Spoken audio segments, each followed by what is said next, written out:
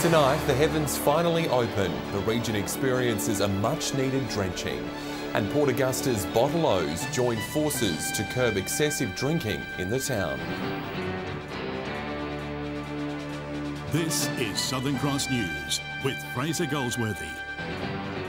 Good evening. Parts of the region have received a much-needed downpour over the last 24 hours. It comes as Port Pirie recorded one of its hottest and driest Aprils in nearly a century, but cooler temperatures are on the cards. Once summer comes to an end, regional South Australia is known for cooling off pretty quickly as we head into the winter months. But this year that wasn't quite the case, as Port Pirie experienced one of its warmest Aprils. The average maximum sitting around 29.5 degrees, almost 5 degrees above average. It was quite a warm start to the month. About the second week we had a very warm air mass that built over Western Australia and was dragged ahead of a cold front moving through the area. Throughout the month there was only 3 days below average. 3 days, the 14th to the 16th. So that was just after the actual warmest period that we saw for April, when we finally did see a cool change come through, and they only just dropped it below average. For those who tossed and turned in the heat, the nighttime temperature was a couple of degrees warmer as well.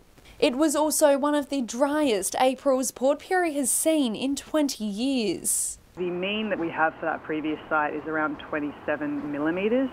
And we only received 5.2 millimetres for the month, so it was well below average. Port Pirie's only received around 20 mils of rain for the entire year, but that'll change this morning. Nearly 6 mils fell across the region overnight, with another 5 to 10 mils still expected as showers continue to move across the area. So it's quite an unsettled air mass, so we are expecting showers and possibly even thunderstorms as well. So we could see that for the remainder of today and into tomorrow as well. Rachel Nell, Southern Cross News. In some good news for our farmers, the state has produced more grain than originally expected. A new report shows the estimated crop yield for the season has increased to an estimated value of $1.7 billion. Following a delayed and very challenging growing season this past year, 2018's harvest has exceeded expectations. We've had the numbers revised up, which is always great news, to 6.9 million tonnes, which is slightly below the long-term average of 7.7 million tonnes. It was Eyre Peninsula crops that stood out with stellar yields compared to the rest of SA. And Viterra received most of the state's production of mostly wheat, barley and canola. Viterra received 5.6 million tonnes of grain across its entire network into last harvest, and about 1.5 million tonnes were delivered into Viterra on Eyre Peninsula. Our estimate going into last harvest was a little bit lower than the 1.5 received on Eyre Peninsula, but realistically, the growers did a great job to have that crop be as productive as what it was. And there could be even more good news on the way. The last 24 hours with the rain probably lifted everyone's optimism on this year's crop. Certainly a lot of growers are starting to sow right across the state, but also on Eyre Peninsula. And fingers crossed it keeps raining and we can continue into a bigger crop again this coming season. Wish all of the grain growers, all of the primary producers around South Australia, a prosperous season. Casey Trelaw, Southern Cross News. The Port Augusta Liquor Accord has introduced a 12-month trial for customers purchasing cask wine. The new policy is aimed at making customers aware of dry zones within the town and to reduce excessive drinking. For those wanting a cask of wines in Port Augusta, a photo ID will now be required. It was initiated by the local liquor accord, where we've had some issues with transient people coming into the town and not doing the right thing. It allows a series of data to be collected over that 12-month period, which will then go into the Liquor and Licensing Commissioner as well. The trial purpose is centred around observing any trends. Largely in summer versus winter, is there a number of people that are traditionally buying? Are they buying multiple times in one day? Obviously tracking and recording and trying to educate people into drinking responsibly. The other goal is to reduce public drinking in dry areas around Port Augusta. And where they're actually consuming it too is an issue in our local area. As the owner of Ian's Western for over 40 years, Mark has seen firsthand the effect of cask wine on the local community. and was one of many spearheading the campaign. The publicans have noted it, rather than actually sitting there and trying to, I guess, reap the rewards to their own benefit. They're actually providing something back to the community and taking some forward steps. That's really our aim, and is to make Port Augusta a clean place to be. Garth Burley, Southern Cross News. The Whyalla Football League says Bennett Oval is making great progress as it continues to bring the ground up to standard. However, it's decided to keep footy off the ground for another few weeks following an inspection this week. This morning's rain couldn't have come at a better time for the Whyalla Football League. It's replaced around 300 square metres of soil and turf after the ground was deemed unsuitable for footy earlier this year. We've actually taken some sods from outside the boundary, put them into the areas at centre half forward, centre half back, and now they've got a knit together. The league and clubs were pleased with the makeover during an inspection this week, but it also revealed some patches of the new grass aren't quite ready. It means the ground will remain on the bench until after round 7, with the league determined to protect the players. It affects people's employment if there's an injury, so all of those things, and it just takes a little bit of time for the roots to grow down and knit together. In the meantime, Memorial Oval will be the main venue for senior footy. Combined with North and West training, it's currently used 6 days a week. It's had a lot of wear, and it's starting to show, so the sooner we're able to get back here on Bennett, the better everyone will be. John Hunt, Southern Cross News. Coming up, a dice with death for 2 lucky poochers prompts a warning from local vets. Details next. A couple of lucky poochers on the Eyre Peninsula are alive today thanks to the quick actions of their owners. A local vet clinic is warning residents with pets to take extra caution after the dogs consumed baits used to cull foxes and feral cats. It's a tale of survival, keeping 2 very lucky tails wagging. Last week, the Lincoln Veterinary Clinic saw its second patient with a positive ending. The dog that had eaten 1080 poison, or some baits, he'd actually eaten 12 baits. But I think the saving point is the guy knew the dog had done it, phoned us straight away, got the dog here within a short period of time. But the treatment wasn't pretty. Because it was in half an hour, most of it should be just sitting in the stomach. So we just induced this guy to vomit. But we managed with a couple of different emetics to make him vomit and bring up, end result was 12 full baits. And while this isn't the first happy ending, Dr. Cordell says it's not often they get to treat these potentially deadly situations. It's pretty rare because I think a lot of the time we just don't know that they've eaten it. So we're just presented with a dog that may be seizuring, and when they're at that point, a lot of the damage is being done. If you think your beloved pooch may have ingested bait, the message is clear. Act quickly and get them to a vet as soon as possible. I think it's better to be safe than sorry. If they're concerned maybe it's eaten something, better to get in quick, and we can at least induce vomiting to at least try and get stuff out of the system. If in doubt, better to ring. Casey Trelaw, Southern Cross News. Another push for the New South Wales government to release the Broken Hill Pipeline business case has been knocked back. Labor is continuing its fight to have the document released, saying it'd ease concern from the community. This week, Labor invoked the most powerful tool in the Legislative Council, a call to papers order. The motion ordered the state government to produce the full business case for the new pipeline, but it was unsuccessful. This business case is good enough to justify spending $500 million of taxpayers' money building this pipeline. So I say it's good enough to release to the people of Far West New South Wales. A 21-page summary of the pipeline project is available online, but the opposition says that's not enough, labelling it an insult to the people of the Far West. When it comes to major Sydney infrastructure projects, we have business cases that are released that go to 400 pages long that share all the data there. In a statement from the Water Minister's office, a spokesperson said the summary provides analysis of the process taken by the state government to secure a water supply. It said the case was for government deliberation and not for broader public release. Labor will now look to a potential parliamentary vote on the matter. We're determined to keep going, and we will now start negotiations with the crossbench to do what we can to bring this on for a vote later in the year. Patrick Ryanke, Southern Cross News. There were tears of joy this morning as a cheque for over $20,000 was donated to the palliative care wing at Broken Hill Hospital. Danica Rowlands helped raise the money by running 100 kilometres to Copey Hollow in memory of her friend Rodney Hurst. She presented the cheque with Rodney's wife Tracy and daughter Lucy by her side. The support from the locals was amazing. I had so much support throughout the whole thing, so I couldn't have done it without them. The money will go towards providing more health services in the city. The RSPCA's Million Paws Walk is making a comeback to Port Pirie after taking a bit of a break. It's hoped the event will soon become a yearly tradition to help protect our furry friends.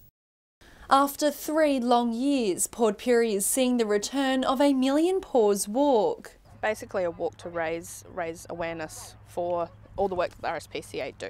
So every hour 15 dogs are needed for refuge in the RSPCA, so it takes a lot of time and work, and it's basically a walk to fight animal cruelty. We're super excited to have it back in Port Pirie and really looking forward to going to the event. The comeback is all about standing up for animals that can't stand up for themselves, with all proceeds going straight to the charity. It raises so much money for RSPCA, who give voice to the voiceless, which are the dogs, and I think that Pirie needs to have more community events like this as well. It'll all kick off in Memorial Park on May 20, with hopes around 50 walkers and their 4-legged friends will take part. Start here at the Merino Gates, and it'll be a 2K or a 4K walk depending on your dog health or your own health. And there's already plans to make it a more permanent event. As an annual event, obviously next year we'll have more time to prepare it, so we can do more of a family fun event. Rachel Nell, Southern Cross News. The Flying Doctor's 90th birthday celebrations have continued across the region today. Around 60 volunteers, along with crew and supporters, gathered at Whyalla Airport for a morning tea. A number of supporters were recognised for their service, while there was the obligatory cutting of the birthday cake. One of its medical planes, known as Whiskey, was also on show, allowing some to have a look around. Asked people to put their hands up earlier for those who'd been touched by the RFDS, either personally or a direct member of family, and sort of over 70% of the hands in the room went up. The RFDS services the Whyalla area on average once a day. After the break, preparations in full swing for the Corn Music Muster. All the details up next.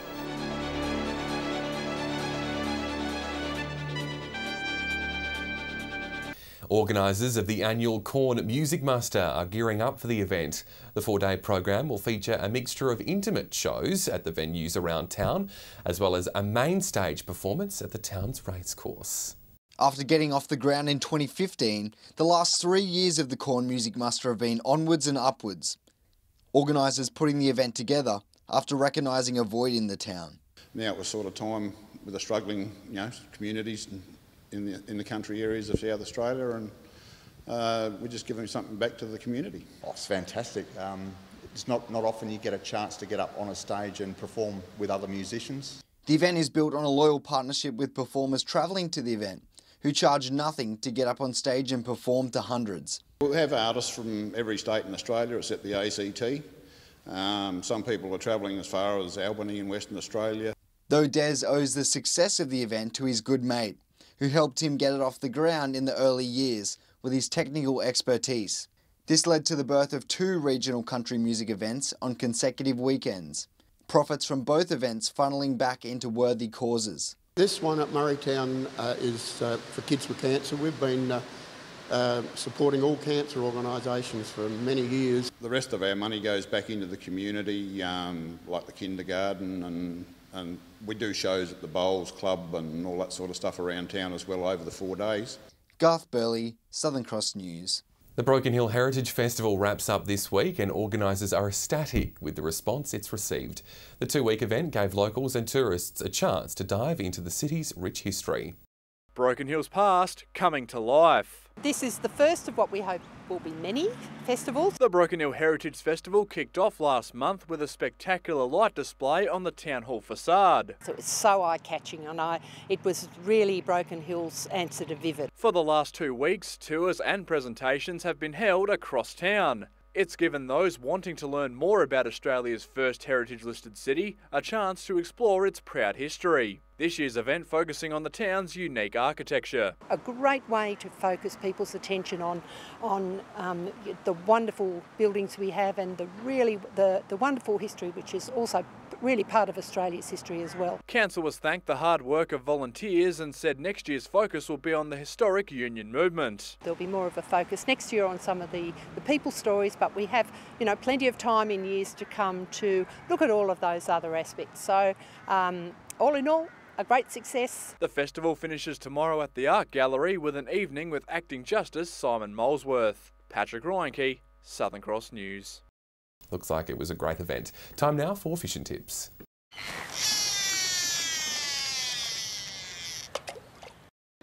Welcome another week around the Gulf Fishing Tips from Port Pirie. It has been fantastic with squid at the moment. There's so many squid out there. They tell me that Tony Annetta went fishing the other day and the squid hit the side of his boat and stuck to the side of his boat, and he came home with 10 that he didn't even know he had. Well done, Tony. There's a few snapper caught around the Third Creek patches, so keep working that way, and a bit deeper by the Lowly Rip you'll see those. Those snook that we've talked about have getting a little bit smaller, but they are still there. And believe it or not, we still have yellowfin there. I suppose this extended summer we've had has caused them to stay around, so have a last chance for those ones.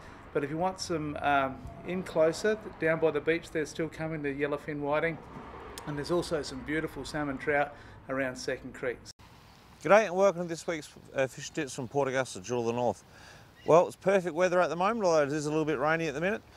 King George whiting is starting to come on the bite. There's kingfish around. The crabs are absolutely huge at the moment, and there's razorfish around and they're absolutely huge as well. So make the most of it and get out there. Plenty of squid down towards Mount Young. Now's the time to get amongst them, guys. There's been plenty down there. Everyone's been going down there and getting their limits. Best place is obviously out front of the 8 Mile Creek. Just watch the exclusion zones there, guys. A lot of boats been going inside, so just stay clear of those. Also in the same area there's been some great King George whiting, some really nice garfish down around the back of the One Steel Walls. Get around there, guys. A little bit of surface burley, and there's been some great numbers of garfish there. Also around the Point Lowly Rip, there's been a few garfish in close along the rocky points there. Get amongst those too. For the land-based anglers, only a few silver whiting coming from the foreshore. Not very many further south, mainly out front of town. G'day and welcome to Fishing Tips in Port Lincoln. Well, locally in the bay, the squid have been a little bit slow. The size isn't great at the moment, but there have been a few pockets of smaller squid up along the North Shore. Moving down the passage, there have been a few gummy sharks caught. Down in the deeper drops, down on the bottom end, around some of the islands, around Smith and Little and Lewis. Moving over to Coffin Bay, the whiting have been really good inside the bay lately. There's even been some bag limit catches off the rocks around the ledge, around the boat ramp and into Dutton Bay. Yep. Down on the south coast of Port Lincoln, the salmon are going really well at the moment. There's been plenty of fish in the 3 to 4 kilo size. So get down there and look for the schools and have some fun. Well, that's all we've got for Fishing Tips this week. We'll see you again next week. Stay with us after the break. All the local weather details with Amy. And Amy, a lot of rainy weather today. Will it be following us into the weekend? Well, the change was predicted for late this week, Fraser, but it is good news for those heading outdoors this weekend. I'll have all the details next.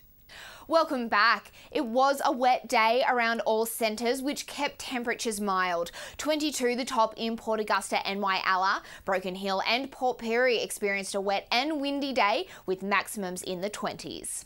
Looking at the satellite now, and clouds stretching from the northwest to the southeast is bringing rain and the odd thunderstorm. A cold front will bring showers and isolated storms to the southwest later on.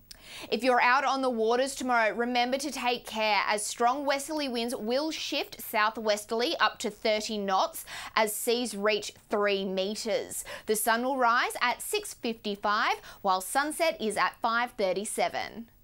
And a big thank you to Bridget Myers, who captured this beautiful shot at Mount Greenleigh. If you have a weather shot you'd like to share, we would love to see it, and you can email it to us at localnews@sca.com.au. Now looking at tomorrow's forecast, and maximums will remain low across the districts with a few showers predicted. Fine conditions in Port Augusta and Whyalla with a top of 21. Port Pirie and Clare can expect the wet weather to continue. Heading into the new week, showers will ease in Port Lincoln by Sunday and maximums in the low 20s. Cleve can expect a mostly sunny start to the week also, while cloudy skies will disappear in Woodner by Monday. After weekend sun, cloudy skies expected on Monday in Whyalla with a top of 23. Similar conditions in Port Augusta over the coming days, while showers will ease in Kadina by the weekend.